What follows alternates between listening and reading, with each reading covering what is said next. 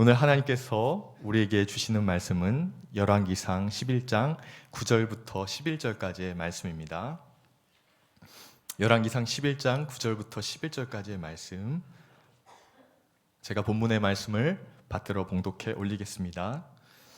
솔로몬이 마음을 돌려 이스라엘의 하나님 여호와를 떠남으로 여호와께서 그에게 진노하시니라. 여호와께서 일찍이 2번이나 그에게 나타나시고 이 일에 대하여 명령하사 다른 신을 따르지 말라 하셨으나 그가 여호와의 명령을 지키지 않았으므로 여호와께서 솔로몬에게 말씀하시되 내게 이러한 일이 있었고 또 내가 내 언약과 내가 내게 명령한 법도를 지키지 아니하였으니 내가 반드시 이 나라를 내게서 빼앗아 내 신하에게 주리라. 아멘. 오늘은 2번의 임재를 지나치면 이러한 주제로 하나님의 말씀을 선포하도록 하겠습니다. 사랑하는 성도 여러분, 요즘 여러분의 관심사는 무엇입니까? 무엇을 생각하시고 무엇에 관하여 고민하시며 어디에 마음을 쏟고 지내고 계십니까? 여러분 모두가 각기 다른 상황과 형편 속에서 살아가고 계시기에 가지고 계신 고민과 염려 그리고 관심사항도 다 다르실 것이라 생각됩니다. 저는 얼마 전부터 묵상하고 있는 내용이 있습니다. 그것은 바로 삶의 마지막 순간에 관한 것입니다. 이 좋은 주일날 아침부터 오전부터 무슨 얘기를 하는 것이냐 할 수 있겠지만 이번 주일 설교를 준비하는 기간뿐만 아니라 얼마 전부터 하나님께서 저에게 계속해서 상기하게 하시고 생각나게 하신 것은 분명히 제 인생의 마지막 순간에 관한 것이었습니다. 저 또한 여러분처럼 날마다 분주하고 바쁜 일정 속에서 살아가는 삶을 살고 있습니다. 그런데 그 가운데서 하나님께서 저에게 묵상거리를 주시되 오늘 밤 하나님께서 나를 부르신다면 나는 하나님 앞에 그동안 내가 살아온 삶의 모습 가운데 모습 중에서 딱 이 부분만큼은 정말 주님을 위해서 살았던 삶이었다라고 주님 앞에 보여드릴 만한 시간이 어느 정도가 될까? 하나님께서 이것을 저에게 생각하게 하시고 묵상하게 하신 거예요. 그렇게 주님을 위해 보여드릴 수 있는 삶이 얼마나 될까라고 생각하고 묵상하는 가운데 제가 생각했던 것보다 너무나 하나님 앞에 내가 정말 주님을 위해서 이 부분은 이 시간은 내가 그렇게 살아왔다라고 주님께 보여드릴 만한 삶이 너무나 적었다는 사실을 저는 깨닫게 되었습니다. 그리고 또 한 가지 하나님께서 저에게 깨달음을 주신 것은 무엇이냐? 단지 바쁘고 열심히 그냥 살아가는 그러한 단순한 삶이 때로는 얼마나 잘못되고 위험할 수 있는지에 대해서 깊이 묵상하게 하셨습니다. 그런 묵상을 가지고 몇 주를 지내오는 동안 저는 유튜브 EBS 다큐 채널을 통해 얼마 전 15년째 강원도 삼척에서 살아가고 있는 한 부부에 대한 영상을 보게 되었습니다. 강원도 삼척 700m 고지대에서 사는 이 부부는 특별한 사연을 가지고 있습니다. 잠시 한 번 더 띄워주실까요? 네. 남편 이원희 씨는 참 사람 좋게 생겼죠.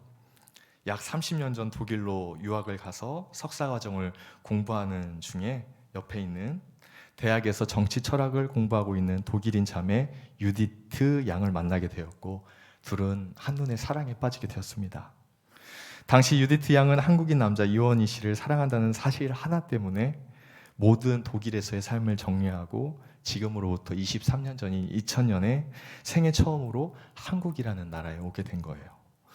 이후 남편과 결혼을 하고 한양대학교 강단에서 독일어를 가르치는 강사의 일을 하게 되었는데요.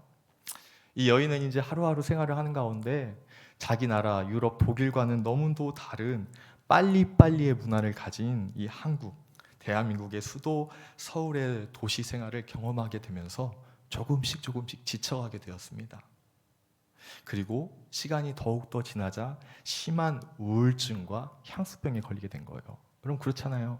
자기의 나라를 사랑하는 남자 때문에 다 버리고 왔지만 시간이 지나면서 사랑하는 아빠, 엄마, 할머니, 할아버지, 가족들이 보고 싶은 마음이 어찌 들지 않았겠습니까?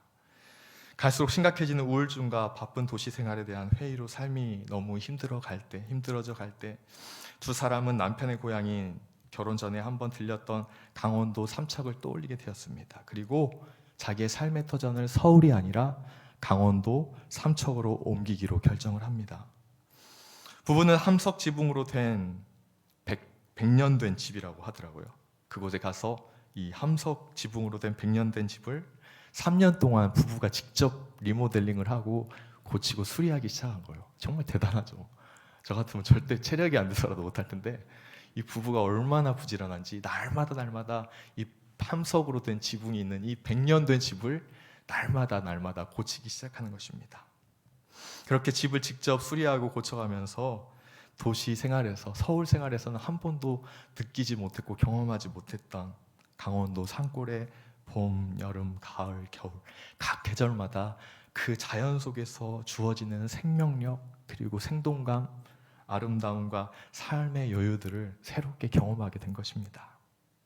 그뿐만 아니라 이 적막한 오지 산골에서 오히려 독일인 유디트 씨는 모든 우울증이 치료되고 새롭게 남편과 살아야 할 삶의 의미들을 새롭게 경험하게 된 것입니다.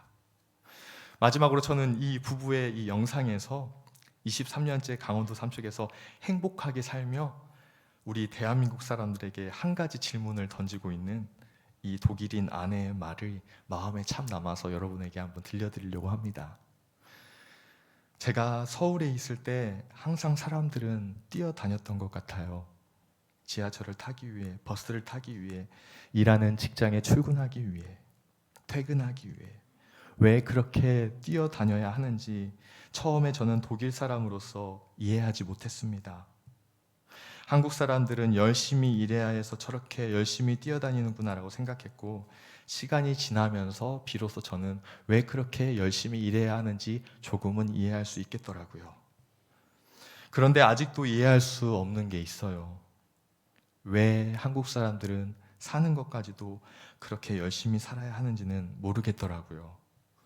사람이 살아간다는 것은 내게 주어진 하루를 내 있는 모습 그대로 그렇게 그냥 살아가는 건데 왜 꼭 사는 것까지 일하는 것처럼 열심히 빨리빨리 뛰어가고 달려가듯이 그렇게 살아야 하는지를 모르겠더라고요.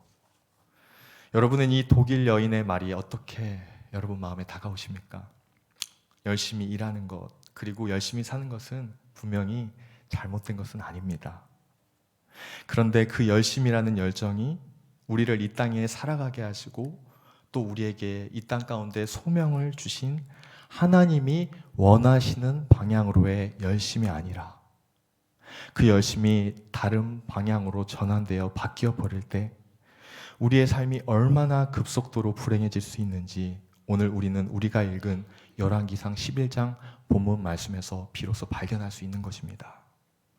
오늘 성경 본문에 등장하는 인물 또한 왕으로 즉위한 후 그 누구보다 많은 일들과 중요한 나라의 국사들을 매일매일 부지런히 감당하며 지도자로서 인격과 삶이 훌륭한 삶을 살았던 왕이었습니다. 그가 하나님으로부터 받았던 특별한 지혜 그리고 지혜 외에도 하나님께서 그에게 추가로 주셨던 부귀와 영광은 세상의 모든 사람들이 흠모할 만한 것이었습니다. 그래서 솔로몬이 누렸던 은혜와 그가 행한 업적은 열왕기상 1장부터 10장까지 매우 길고 방대하게 기록되어 있는 것입니다. 그 중에 한 가지만 예를 들어볼까요, 여러분? 열왕기상 10장에 보면은 스바의 여왕 한 사람이 누구를 찾아옵니까? 솔로몬을 찾아옵니다. 그런데 그 찾아오는 거리가 여러분 고대 근동 역사학을 보면은 보통 거리가 아니에요. 4,000km입니다. 아마 고등학교 때 지구과학을 배우신 분들은 아마 알 거예요. 지구의 반지름이 어느 정도가 되죠? 약 6,400km가 됩니다. 정확히는 6,371km입니다. 또한 제가 종종 가는 제 아내 처가가 있는 부산까지, 서울에서 부산까지 거리가 직선으로, 버스 거리가 아니라 직선으로 가면 325km예요, 여러분. 그러니까 이 스바 여왕이 솔로몬을 찾아갔던 이 4,000km라는 거리는요, 실제 사람이 걸어가면 약 120일에서 150일이 거리는 4달에서 5달, 심지어 많은 물품들을 선물들을 싣고 갔잖아요. 스바 여왕이 솔로몬에게 주기 위해서. 그 거리를 감당하면 잠깐 계산하면 약 140일이 넘는 거의 그런 시간 동안에 이 솔로몬 한 사람을 만나보기 위해서 스바 여왕이 이 먼 거리를 떠났던 것입니다. 그만큼 당시 그 시대에 솔로몬의 명성이 온 세계 가운데 아주 널리 퍼졌다는 사실을 우리는 이 사실을 통해서 분명하게 알 수 있는 거예요. 여러분, 단지 솔로몬은 명성뿐만 아니라 신앙면에서도 출중했습니다. 열왕기상 3장 3절과 4절에서 말씀을 보면요, 제가 요약해서 말씀드릴게요. 솔로몬이 여호와를 사랑하고 그의 아버지 다윗의 법도를 행하였으며 또 어떻게 합니까? 기브온 산당에서 하나님 앞에 1,000번제를 드렸다고 합니다. 여러분, 가끔 성도님들 중에서도 1,000번제의 하나님 앞에 드리는 분들이 계시지 않습니까? 소원을 가지고. 그가 먼저 드렸던 제사예요. 한 번에 1,000마리의 제물을 하나님 앞에 드렸던. 그만큼 솔로몬은 신앙면에서도 우리에게 귀감이 되는 삶을 살았던 사람입니다. 그런데 오늘 우리가 봉독한 열왕기상 11장 1절 말씀에 가서는 솔로몬의 영적인 상태가 이렇게 바뀌었습니다. 우리 한번 같이 읽어볼까요? 솔로몬 왕이 바로의 딸 외에 이방의 많은 여인을 사랑하였으니 곧 모압과 암몬과 에돔과 시돈과 헷 여인이라. 이것은 단순히 솔로몬이 이방 여자 몇 사람을 향해 사랑하는 마음이 일어났다라는 것을 표현하는 표현이 아니라 솔로몬 그의 삶과 그가 다스리는 나라에 큰 영적인 위기가 발생하였음을 암시적으로 표현해주고 있는 표현입니다. 이 언급대로 정말로 솔로몬 삶에는 큰 위기가 찾아왔어요. 그것은 다름 아닌 평안함과 나라의 안정 속에서 그가 놓쳐버린 하나님의 임재, 하나님의 존재에 대한 인식 때문에 그의 삶에 위기가 찾아온 거예요. 우리는 이 솔로몬의 위기가 단순히 성경에 적혀있는 한 왕의 위기가 아니라 여러분과 제 삶에 우리의 심령과 내면에 동일하게 일어날 수 있는 신앙의 변질이라는 사실을 깨닫고 솔로몬의 이 돌아선 마음을 보면서 여러분과 저의 신앙을 돌아보고 점검하는 계기로 삼아야 할 줄로 믿습니다. 따라서 오늘 본문을 통해서 우리 삶을 점검할 4가지의 메시지를 저는 여러분과 함께 살펴보기를 원하는데요. 오늘 본문을 통해 첫 번째로 살펴볼 메시지는 이것입니다. 여러분, 내 나름의 명분을 지키기 위해서 하나님의 소명을 저버려서는 안 된다는 것입니다. 여러분, 솔로몬이 지금 솔직하게 누리는 모든 것들은 무엇입니까? 자기 자신의 노력으로 이룬 것들이라기보다는 모두 다 하나님의 은혜로 누린 거예요. 그가 지었던 성전 건축과 완공까지도 아버지 다윗이 준비하고 아버지가 친했던 친분을 가진 히람이라는 사람이 모든 백향목을 바다로 해서 그에게 주었기 때문에 그가 성전을 건축할 수 있었으며 왕궁 또한 건축할 수 있었다는 것입니다. 즉 자기 삶에 누리는 모든 것이 누구의 은혜로 말미암은 거예요? 자기 자신의 힘과 노력이 아니라 여호와 하나님의 은혜로 말미암아 누리게 되는 것인 줄로 믿습니다. 그런데 그렇게 하나님의 은혜로 누리는 것들을 가지고 살았는데 여러분, 중요한 게 있어요. 우리가 하나님의 은혜로 누리는 것들을 계속해서 지속해서 누리기 위해서 필요한 것이 있습니다. 필요한 신앙의 태도가 있어요. 그것은 무엇입니까? 우리 함께 고백해 볼까요? 하나님의 뜻에, 더 크게 하나님의 뜻에 순종하며 사는 것입니다. 너무 간단한 진리지만 하나님은 그에게 다른 것을 말씀하시지 않았어요. 내 아버지 다윗에게 내가 준 은혜, 그 은혜를 네가 그대로 유지하기 위해서 다른 거 필요 없다. 내 말한 그 명령, 그 법도를 너가 따르고 순종하며 살아가면 된다. 하나님 간단하게 말씀하셨어요. 어려운 말씀, 어려운 부탁을 하나님께서 하신 것이 아닙니다. 간단히 말씀하셨습니다. 그런데 어느 순간부터 솔로몬은 자신이 은혜로 누리고 하나님의 은혜로 주어진 모든 것들에 대해서 착각하기 시작합니다. 뭐라고 착각합니까? 마치 자신의 노력과 스스로의 지혜로 이것들을 지켜가야 한다라고 착각하기 시작하는 것입니다. 그래서 자기 나름의 명분을 내세웁니다. 그것은 무엇이냐? 예루살렘, 즉 통일 이스라엘 국가의 평화를 유지하기 위해서 자신의 주변에 힘이 강한 이방 나라들과 정략적인 관계, 정략적 혼인 관계를 맺기로 결단합니다. 그는 열왕기상 말씀에 보면은 애굽 왕 바로로 시작하여 열왕기상 3장에 그렇게 나와 있죠. 1절에 애굽 왕 바로로 시작하여 모압, 암몬, 에돔, 시돈, 그리고 헷, 그리고 그 주변의 여러 크고 작은 도시 국가들과 정략 결혼을 하게 됩니다. 나라의 평안을 유지하고 동맹 세력을 구축한다는 명분하에 무분별한 정략 혼인식을 갖게 되는 것입니다. 그 결과 어떻게 됩니까? 여러분, 열왕기상 11장 3절이 그 결과예요. 왕은 후궁이 700명이요 첩이 300명이라. 솔로몬 스스로가 생각하는 가장 중요한 명분이 뭐였어요, 여러분? 아버지 다윗과 다르게 아버지가 피를 흘려서 성전을 세우지 못했기 때문에 자신은 아버지 다윗과 다르게 피 흘리지 않고 자기 나라의 평화를 지켜가겠다는 명분이 그 스스로에게 있었어요. 그는 스스로 생각하는 가장 중요한 자신의 명분을 위해서 하나님께서 가장 싫어하는 이방 여인들과 정략적인 혼인을 이어갑니다. 오늘 우리는 이 솔로몬의 모습을 보면서 우리 또한 내 나름의 명분과 내 나름의 필요와 내 나름의 삶에 필요한 욕구들을 위해서 혹시 하나님이 원하시지 않는 일을 행하고 있지는 않은가를 점검하고 돌아볼 필요가 있는 것입니다. 내가 분명히 내 생각에는 이게 맞는데, 이건 나한테 꼭 필요한데, 내 삶에 이게 정말 주요한 일인데도 불구하고 만약 그것이 하나님께서 내게 주신 소명과 맞지 않는다면 여러분 어떻게 하겠습니까? 다윗은 마지막 죽기 전 유언을 통해서 아들 솔로몬에게 하나님 여호와의 명령을 지키라 했습니다. 그 명령 중에 가장 중요한 명령이 뭐예요, 여러분? 신명기 17장 16절부터 19절 말씀입니다. 그 중에서 가장 중요한 계명이 17절이에요. 도덕적이고 윤리적인 것뿐만 아니라 하나님께서 그의 생명을 위해서 그의 왕위를 이어가기 위해서 주신 명령이에요. 그에게 아내를 많이 두어 그의 마음이 미혹되게 하지 말 것이며, 뭐라고 하나님께서 말씀하십니까? 아내를 많이 두지 말라는 거예요. 그뿐만 아니라 계속된 신명기 말씀 그리고 출애굽기 말씀을 통해서 뭐라고 말씀하셨어요? 이방 여인들과 혼인하지 말라고 이미 말씀하셨습니다. 그럼에도 불구하고 솔로몬은 후궁과 첩을 합쳐서 1000명을 두었습니다. 여러분, 저는 진짜 이 말씀을 묵상하면서 솔직히 이렇게 생각했어요. 진짜 실제적으로 여러분, 아내 한 명을 데리고 사는 것도 쉽지가 않아요. 여기 계신 남자분들 다 이해하시고 공감하시죠? 한 명과 사는 것도 쉽지가 않아요. 서로 같이 마음을 합해야 되고 서로 마음을 맞춰서 살아야 합니다. 그런데 아내를 1000명을 둔다고요? 이건 제정신이 아닌 겁니다. 이거는 하나님의 사람으로서 제정신이 아닌 거예요. 그는 명분 때문에 자기의 소중한 소명을 다 놓쳐버렸습니다. 그뿐만 아니라 뭐예요? 예루살렘의 평화를 지킨다 했지만 실은 자기 마음의 평화조차 지키지 못했던 거예요. 1000명의 이방 여인들이 그의 마음을 얼마나 혼란스럽게 했을지를 생각해 보십시오. 날마다 매일 밤 쾌락을 누리며 그의 마음이 어디에 집중되었을지 한번 생각해 보십시오. 오늘 본문을 통해서 우리가 두 번째로 살펴볼 메시지는 무엇입니까? 내 돈과 명예와 건강을 되돌리는 것보다 한번 돌아선 자신의 마음을 되돌리는 것이 가장 어렵다는 것입니다.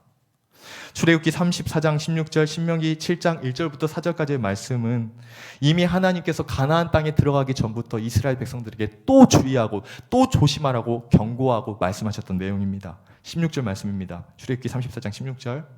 또 내가 그들의 딸들을 내 아들들의 아내로 삼음으로 그들의 딸들이 그들의 신들을 음란하게 섬기며 내 아들에게 그들의 신들을 음란하게 섬기게 할까 함이니라. 하나님께서 분명히 경고하여 말씀해 주신 거예요. 그런데 그런 하나님의 말씀이 있었음에도 솔로몬의 삶은 어땠어요? 말씀하고 다른 거예요. 하나님의 말씀을 들으면 뭐합니까? 말씀하고 다른 거예요. 설교를 들으면 뭐합니까? 설교하고 다른 거예요. 그런데 괜찮을 줄 알았는데, 그냥 그렇게 살아도 될 줄 알았는데 뭐예요? 결국엔 뭐였습니까? 인생이 망해버리는 거예요, 여러분. 하나님의 말씀이 우습습니까? 그냥 지키지 않아도 괜찮을 것 같이 보이죠. 그런 때가 되면 반드시 하나님의 자녀 중에 하나님의 말씀을 지키지 않는 자들은 패망의 길로 가게 되어 있습니다. 그게 성경의 원리예요, 여러분. 우리가 성경 말씀을 무시해서 안 되는 이유가 거기에 있습니다. 두려워해야 됩니다. 열왕기상 11장 6절에는 심지어 어떻게 말합니까? 나라가 안정되고 그렇게 평안함에도 불구하고 어떤 일을 행하고 있습니까? 솔로몬이 여호와의 눈 앞에서, 주님의 목전 앞에서 이방 여인들과 함께 우상에게 엎드려 절을 하고 우상을 섬기는 일을 합니다. 여러분 보십시오. 열왕기상 3장 3절과 4절에 처음에 솔로몬이 여호와를 사랑하여 드린 예물이 짐승 1000마리라 했습니다. 1000마리의 모든 내장을 다 벗기고 그것을 불로 태워 번제로 드렸습니다. 1000번제를 드렸어요. 1000마리의 짐승을 드렸던 그의 마음이 이제는 어떻게 변질되었습니까? 1000명의 아내들, 1000명의 여인들에게 마음이 향한 거예요. 이것이 그냥 우연이 아니에요. 1,000마리의 짐승을 드렸던 그의 마음이 1,000명의 이방 여인에게로 향하는 마음으로 전환되어 버린 거예요. 어떻게 이럴 수 있을까? 한순간에 하나님을 그렇게 사랑했던 사람이 어떻게 이럴 수 있을까? 이럴 수 있습니다. 오늘 예배 드리는 우리들의 마음도 이럴 수 있습니다. 우리의 마음이 여러 번 변질되었습니다. 이미 하나님은 알고 계십니다. 우리 또한 이것에서 자유로울 수 없습니다. 우리는 어떻게 우리의 마음을 지켜가야 하겠습니까? 얼마나 두려운 말씀입니까? 잠언 4장 23절에서 그래서 이렇게 말씀합니다. 모든 지킬 만한 것 중에 더욱 내 마음을 지키라. 생명의 근원이 이에서 남이니라. 마음을 지키지 못하는 것이 우리의 생명과 관련이 있다라고 말씀하는 거예요. 누가 지은 잠언이에요? 솔로몬 본인이 지은 잠언이에요. 자기가 경험한 거예요. 마음을 지키지 못하는 것은 죽음하고 맞바꿀 수밖에 없는, 마음을 지키지 못하는 것이 곧 죽음을 맞이하게 되는 결과를 낳게 된다라고 솔로몬은 그가 스스로 잠언에서 고백한 거예요. 오늘 본문을 통해 세 번째로 살펴볼 메시지는 무엇입니까? 2번이나 놓쳐버린 하나님의 임재하심을 다시는 반복하지 않도록 늘 마음에 이 일을 새기며 솔로몬은 살아가야 했다는 것입니다. 여러분, 솔로몬이 2번이나 놓쳐버린 하나님의 임재, 그것은 그 어떤 것으로도 살 수도 바꿀 수도 없는 그의 가장 소중한 은혜이며 가치였습니다. 다시 한번요. 하나님의 임재가 뭐라고요? 하나님의 은혜라는 거예요. 여러분, 우리는 예배 시간마다 하나님의 은혜를 받게 되어 있습니다. 할렐루야. 그런데 하나님의 은혜는 그냥 주어지는 게 아니에요. 하나님의 은혜는 하나님께서 임재하심으로 말미암아 우리가 예배 드리는 그 순간 하나님께서 우리에게 찾아오시고 나타나시고 임재하심으로 말미암아 그분의 은혜가 그분으로부터 우리에게 주어지는 거예요. 설교자가 찬양단이 기도자가 여러분에게 은혜를 주는 게 아니라고요. 여러분 믿으십니까? 정말 그래요. 은혜는 오직 하늘로부터 하나님으로부터 여러분에게 주어지는 거예요. 그러면 그 하나님께서 임재하심으로 여러분에게 은혜를 주실 때에 기억할 게 있어요. 그 은혜는 우리가 값을 치른 은혜가 아닙니다. 값 없이 주어진 은혜이지만 그 값 없는 은혜를 위해서 예수 그리스도께서 희생의 값을 치르신 줄로 믿습니다. 다시 한번 기억하세요. 여러분에게 예배 때마다 주어지는 값 없이 주어진 은혜는 여러분에게 분명히 값 없이 주어졌어요. 여러분이 돈을 치른 적 없어요. 여러분 돈 내고 여기 예배당 들어오신 분 있어요? 아무도 값을 지불하지 않았어요. 그러나 그 값을 누가 지불하셨냐? 예수 그리스도께서 십자가에 죽으심으로 여러분을 위해 값을 지불하셨다는 사실을 기억하시길 주님의 이름으로 축원합니다. 그래서 예배 때는 어때요? 하나님의 임재하심으로 은혜가 주어질 때 우리가 최고의 가치 월스를 하나님 앞에 드리는 거예요. 월십이 무엇입니까? 가치가 원래 가야 할 장소로 돌아가다는 뜻이 바로 월수와 십이 합쳐진 월십이에요. 우리의 가장 소중한 가치와 우리의 생명과 우리의 모든 시간과 모든 것을 이 시간 주 앞에 드리기를 원합니다. 그것이 바로 예배, 월십의 의미라는 것입니다. 예배 시간마다 가장 소중한 가치를 값없이 받은 여러분들이 또한 가장 소중한 여러분 삶의 가치를 주님 앞에 올려드리기를 주의 이름으로 축원합니다. 그 가치에 대한 소중함, 하나님의 임재하심에 대한 소중한 가치를 잃어버린 거예요. 여러분, 중독이라는 단어가 있습니다. 중독 잘 아시죠? 우리가 흔히 말하는 알코올 중독, 도박 중독, 로또 중독, 투자 중독, 게임 중독. 여러분, 이것은 나중에 겉으로라도 잘 드러나고 정신병원에서 치료라도 받을 수 있는 중독이에요. 보통 우리 크리스찬들은 사람들이 대놓고 욕하는 그런 중독에 잘 걸리지 않습니다. 그러나 오히려 우리 크리스찬들이 잘 빠지는 진짜 중독이 따로 있다고 합니다. 어떤 중독입니까? 우리는 크리스찬들은, 예수 믿는 사람들은 사람들의 인정과 칭찬에 중독된다고 합니다. 남들이 주목하는 시선과 자리에 중독되고 좋은 친구들이나 사람들과 만나 먹고 마시는 그 좋은 분위기에 중독된다고 합니다. 자기 나름의 취미와 여행에 이미 깊이 중독되어 버려 살아간다고 합니다. 아무도 알지 못하지만 우리 내면에서만 알고 있는 내 나름의 기쁨과 시간들이 반복된 패턴이 되고 습관이 되어버려서 거기에 우리는 빠져들어서 어느새 하나님과 교제하는 기쁨을 다 빼앗겨 버렸다는 것입니다. 하나님의 임재에 대한 사모함을 어느새 그 중독 때문에 다 상실해 버렸던 것입니다. 여러분, 솔로몬이 깡패였습니까? 아나무인이었습니까? 아니었습니다. 솔로몬은 뛰어난 지식인이었으며 고상한 지혜자였습니다. 그런 그가 2번이나 나타나신 하나님의 임재 앞에서도, 왜 그 임재하심의 앞에서도 그분을 외면했는 줄 아십니까? 오늘 열왕기상 말씀해 보십시오. 일찍이 여호와께서 2번이나 그에게 나타나셨다라고 말씀합니다. 그러나 뭐예요? 하나님께서 그에게 나타나셨음에도 불구하고 솔로몬은 하나님의 임재하심을 거부합니다. 임재하심에도 회개할 줄 모릅니다. 왜 그랬습니까? 왜 그렇게 주님의 나타나심과 임재를 놓쳐버렸습니까? 밤 이슬처럼, 새벽 이슬처럼 조금씩 그의 삶에 촉촉히 젖어 들어와 어느새 자기 스스로의 생각 속에 떠올리고 싶고 찾고 싶은 그 무언가가 되어버린, 내면 깊이 숨겨둔 즐거움과 쾌락이 어느 날 숨길 수 없이 솔로몬에게 큰 파도가 되어 그의 삶을 덮쳐버린 거예요. 거기에 덮쳐버리자 전에 그렇게 자신이 사랑했던 하나님의 임재가 2번이나 그를 찾아왔지만 그는 그분의 임재와 말씀에도 불구하고 마치 온몸이 전신마취를 한 사람처럼 하나님께 돌아갈 수 없는 영적인 지경이 되어버린 거예요. 솔로몬은 이후 어느 시점에 왕에게 아무도 그 나라에서 그를 정죄하고 판단하는 사람 없었지만 자신 스스로 경험했고 자신 스스로 깊이 내면 안에 느꼈던 자신의 중독된 삶에 대해서 전도서라는 책에서 이렇게 고백합니다. 여러분, 전도서 12장 13절과 14절 말씀 함께 보겠습니다. 이래 결국을 다 들었으니 하나님을 경외하고 그의 명령들을 지킬지어다. 이것이 모든 사람의 본분이니라. 하나님은 모든 행위와 모든 은밀한 일을 선악간에 심판하시리라. 그는 하나님의 임재를 놓친 이 짧지 않은 시간을 잃어버리지 않기 위해서 전도서에 부끄럽지만 자기의 삶을 기록한 거예요. 내가 이 임기 말년에 이러한 삶을 살았지만 마지막 죽음 앞에서는 절대로 다시는 이런 삶을 반복하지 않으리라. 회개하는 심령으로 내가 살았던 그런 쾌락의 삶은 헛되고 헛되며 헛되었다라고 그는 전도서에 자기의 삶의 헛됨, 쾌락의 헛됨, 즐거움의 헛됨을 분명히 명시하고 기록하고 있는 거예요. 부끄럽지만 기록했던 거예요. 오늘 본문을 통해 4번째로 우리가 살펴볼 메시지는 무엇입니까? 마지막 4번째 메시지입니다.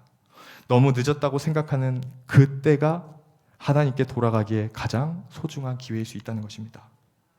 솔로몬은 우리가 아는 그의 처음의 신앙의 모습과 비교할 때 너무나 하나님으로부터 멀리 와버린 신앙인 중에 한 사람입니다.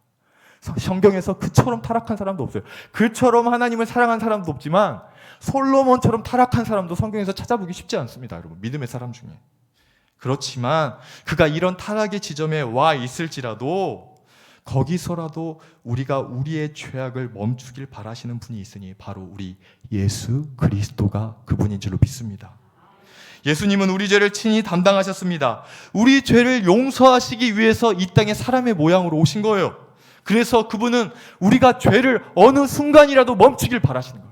오늘도 우리가 죄를 범죄하는 가운데서도 신앙인으로 살아가는 중에서도 여전히 범죄하는 우리의 모습을 보시면서도 우리 죄가 멈춰지기를 기다리시는 분이 누구라고요? 유일하게 예수 그리스도께서 우리를 위해 중보하시며 우리의 죄악이 멈추기를 주님은 기다리고 계시는 분인 줄로 믿습니다. 때때로 우리가 신앙생활을 하다가 나도 모르게 내가 어떻게 이렇게까지 변했지? 내가 어떻게 이렇게까지 타락했지? 어떻게 이렇게 마음이 강팍해졌지? 그런 생각이 들더라도 그 자리에서 여러분은 예수 그리스도를 생각하며 멈춰야 할 줄로 믿습니다. 브레이크를 밟아야 합니다. 그러지 않고 계속 나가버리면 그때는 정말 누구도 책임질 수 없는 나락으로 떨어지게 되는 거예요. 가장 늦었다고 생각한 그때라도 우리가 돌이킨다면 그때는 하나님께 돌아갈 수 있는 마지막 소중한 기회인 줄로 믿습니다. 요한일서 1장 9절 말씀에 이렇게 말씀합니다. 만일 우리가 우리 죄를 자백하면 그는 미쁘시고 로사 우리 죄를 사하시며 우리를 모든 불의에서 깨끗하게 하실 것이요. 히브리서 4장 16절 말씀 봅시다. 그러므로 우리는 긍휼하심을 받고 때를 따라 돕는 은혜를 얻기 위하여 은혜의 보좌 앞에 담대히 나아갈 것이니라. 하나님을 볼 면목이 없으세요? 그렇지만 다시 한번 용기를 내고 담대함을 가지고 주 앞에 나아가길 원합니다. 주님은 그런 우리라도 기다리고 계신 거예요. 사랑하는 성도 여러분, 이제 말씀을 마무리합니다. 솔로몬이 마지막으로 회개하며 전도서를 기록했다고 하니 저는 설교를 마무리하면서 얼마나 다행이고 감사한지 모릅니다. 또한 우리가 아직 하나님 앞에 회개할 수 있는 기회가 있으니 그 또한 얼마나 은혜인 줄 모릅니다. 여러분, 회개에는 지각이 없다라는 말이 있습니다. 출석 체크만 있다라고 합니다. 왜냐하면 하나님은 언제나 우리가 주님 앞에 진실하게 죄를 고백하고 나아가기만 하면 늦었다고 책망하시지 않고 네가 이제라도 나에게 나아왔구나라고 반갑게 체크해 주시며 우리의 모든 죄를 지워주시며 생명책에 여러분의 이름을 기록해 주신다라고 말씀해 주신 줄로 믿습니다. 솔로몬이 무슨 면목이 있어 전도서를 쓸 수 있었겠습니까? 그를 다시 한번 사유하시고 용서하시는 우리 주 예수 그리스도의 한없이 품으시는 긍휼하심과 용서하심이 솔로몬으로 하여금 자신의 타락한 삶에서 다시 시작하는 은혜의 시점으로 전환되는 삶을 출발하게 한 줄로 믿습니다. 여러분, 늦지 않았습니다. 늦지 않았어요. 지금 이 시간에라도 예수 그리스도의 보혈을 의지함으로 우리가 주 앞에 나아가면 다시 한번 주님이 원하시고 기뻐하시는 삶을 시작할 수 있는 줄로 믿습니다. 악한 마귀가 여러분을 정죄할지라도 그 정죄에 넘어지지 않기를 주님의 이름으로 축원합니다. 여러분에게 중요한 건 사단 마귀의 정죄가 아니라 오늘도 여러분에게 변함없이 말씀하시고 신실하게 약속하시는 그리스도의 구속의 은혜가 여러분을 다스리시고 지배하여 주시는 줄로 믿습니다. 주님 앞에 서시는 그 순간 주님 앞에 보여드릴 수 있는 삶의 모습이 너무 없어 슬퍼하지 않기를 원합니다. 여러분의 삶의 모습 중에서 마지막 살아가는 여러분의 삶의 모습 중에서 주님 앞에 보여드릴 수 있는 하나님이 기뻐하시고 선하시고 온전하신 삶의 모습들이 많아지는 저와 여러분의 오늘의 삶, 내일의 삶, 앞으로의 천국 가는 날까지의 삶이 되기를 주님의 이름으로 축원합니다. 다 같이 오늘 말씀 기억하시면서 함께 주님 앞에 찬양하며 나가겠습니다. 오직 예수